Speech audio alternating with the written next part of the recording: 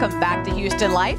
How well do you know yourself? Our next guest says when you're on a path to self-discovery, it positively affects all areas of your life, from relationships to work to everything. That is right. And here to help us get in sync with our spirit and soul, please welcome psychic medium and spiritual teacher, Alyssa Mailhorn. Hi. Hello, Alyssa. Hi. Thanks for coming in. Yes, happy to be here. So first of all, let's jump into this notion of having an old soul, because sometimes our physical age may not seem to match up with our spiritual age. Can you explain that? I can try. What? So, yes. Okay. So, as a soul develops, we have multiple lifetimes. And so the more lifetimes you have, we consider that an older soul. Someone who's had very few lifetimes, we would consider a young soul or an infant soul. So the way I explain it is I use actual kind of our physical traits of growth. So infant souls, child souls, adolescent, mature, and old, just to kind of understand ourselves better soul-wise. But help really break this down. Sorry to interrupt you, Jennifer. I'm just wondering, is it a matter of maturity? I have nieces and nephews, and they seem very mature. They can be old souls. And it's not necessarily a matter of maturity. Actually, around the time of age 40 or so, we kind of move into the full expression of whatever our soul age is. So there is, of course, neurological maturity and emotional maturity and soul maturity as well. And so everything's kind of working in concert together. That's why I said I can try to explain it. Okay. Well, listen, on this path of self-discovery, you cannot open a magazine nowadays without seeing something about meditation. Mm-hmm. I struggle with it. I've tried apps, and I know you probably at home have tried to do the same thing. Yeah. How do you do it? How do you squeeze it in? Yeah, well, there are a couple of things. With meditation, one of the biggest challenges that most of my clients and most of my meditation students face is they feel like they are supposed to be clearing their mind. They think that they're supposed to have a blank mind, and that means that you've successfully meditated, and that's not it. That's kind of what I call the meditation myth. So really the idea with meditation is being single-focused. So one of the things that I tell my students is, if you've ever obsessed about an ex, you know how to meditate.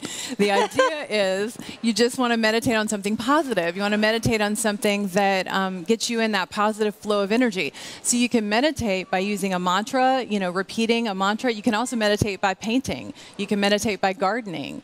Anything that gets you in that flow where you're single focused, that's meditation, and that actually trains your brain. It changes your neurology. And so the idea of multitasking is the opposite of what we want to be doing. We want to be single-tasking. But how do you even come up with a mantra? I mean, how do you know what's going to work? Mm-hmm. You can use anything that feels positive for you. Some of the more traditional mantras like Om and some of the Sanskrit mantras are great, but one of my favorites is All is Well All the Time, or I Am Love, I Am Light, or you can use recently, with everything going on in the world, I've been using peace within me, peace on earth, peace within me, peace on earth, just repeating it. And Alyssa, the idea of a single focus, you're essentially saying that you focus on one thing, right? On one thing. So if you're painting, you focus, that's what meditation is. Exactly. Right? And people get in the flow. So you'll notice, if you ever do something and you lose track of time, and you look up and oh my gosh, it's been 2 hours and I've been focusing. You're so focused. Absolutely. So that's a good thing. It is. You want to lose track of time. You want to lose track of time. What if you're guilty of falling asleep while you're trying to meditate? That's actually very common. And, really what that tells you is that you're doing it at the wrong time for you.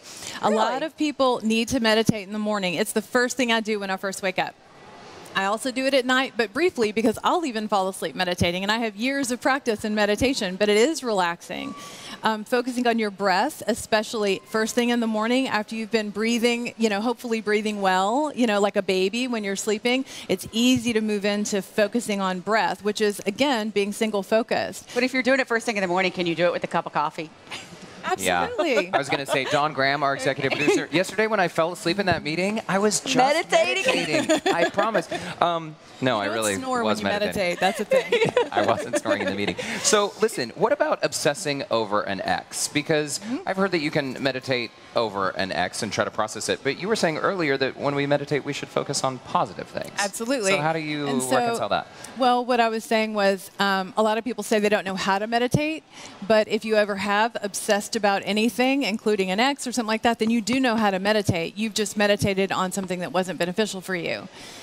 So But how do you meditate on the ex and make he or she don't. go away, make him or her go away? you don't. It You doesn't don't? work like that. Oh. No. Should you set, though, like a time clock and say, okay, today I'm going to meditate for 5 minutes. Tomorrow I'm going to meditate for 10. Yeah, that's a great question. Typically, I tell people to set an alarm on their phone and start out with 3 minutes. Just a 3-minute meditation, 3 minutes of either repeating a mantra or looking at a flower or, just paying attention to your breath, just focusing on counting how long you're inhaling, counting how long you're exhaling, just for 3 minutes. And then you'll be amazed. It really only takes 3 minutes to change how you feel, to change your whole dynamic of your day. We're all going to be trying this. I know, 3 minutes. I'm Yes, like, okay, I can do. figure that out. All right. So Alyssa's going to stick around. We'll be right back with more on discovering your spirit coming up next.